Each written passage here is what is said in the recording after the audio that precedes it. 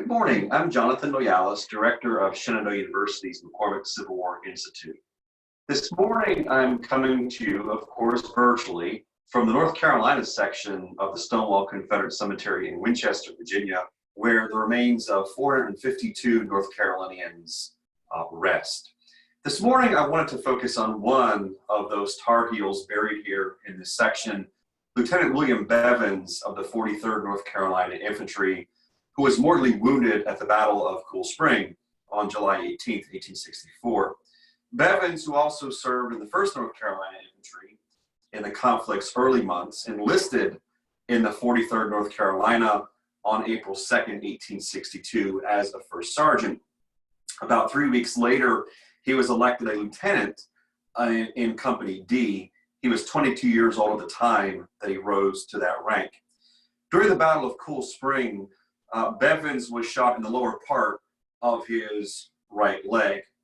Now, housed in the Southern Historical Collection at the University of North Carolina at Chapel Hill is Lieutenant Bevans's diary and letters. And throughout my career, I've had the fortune to read thousands of letters of Civil War soldiers, both Union and Confederate.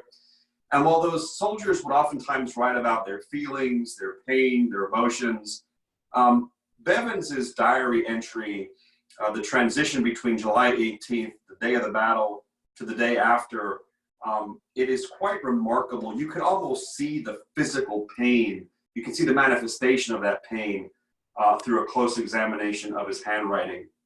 So this is a printed copy of his diary.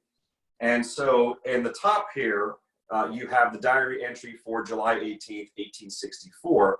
And in it, Lieutenant Beavans wrote his thoughts just hours before the Battle of Cool Spring began. And he wrote, "Remain very quietly in camp, writing letters until about noon, when orders came to be ready to march about 5 o'clock. And you notice in this section, the writing is very neat on a straight line.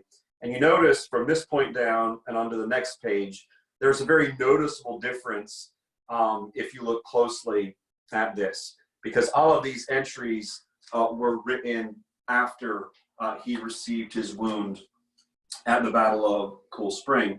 So he finishes the diary entry on July 18th, noting that a great many wounded, my right leg was broken, and the calf by musket balls. And then on the 19th, he goes on to explain that his leg was amputated at a field hospital and then later was moved to a hospital in Winchester. The last entry of Bevans's diary was written on July 19th, and he wrote very simply, again, you can see that pain manifesting itself on the pages through his handwriting, where he wrote, "I went to Winchester as soon as my leg was amputated, very rough, no drugs, suffered enormous, ladies kind."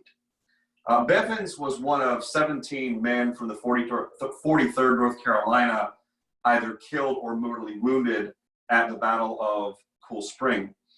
Interestingly, he also was one of 12 of the regiment's officers honored by a regimental resolution dated from Newmarket, Virginia, November 25th, 1864. The resolution appeared in the Daily Confederate, a newspaper published in Raleigh, North Carolina. So thank you for tuning in.